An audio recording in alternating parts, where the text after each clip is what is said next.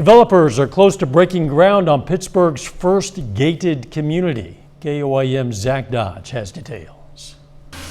More than 40 acres of green in Pittsburgh will soon look much different. We're on the home stretch. The villas at Creekside will soon be under construction just west of the high school on East 4th Street. It's a housing development with residents 55 and older in mind and will be the first gated community in Pittsburgh. We like rural towns, rural growing towns, and I can see where there were some visionaries in the city. 3P Development Group is working on the project with the first phase set to break ground in May. That first phase will have 29 villas, some different outdoor amenities, a dog park, and all the groundwork that they'll need to add the development. So we're actually bringing in water, sewer, gas, electric. We're putting in roads, sidewalks. But the city will pick up part of that infrastructure cost through tax dollars using a rural housing incentive district. Once everything is finalized and this green space is just a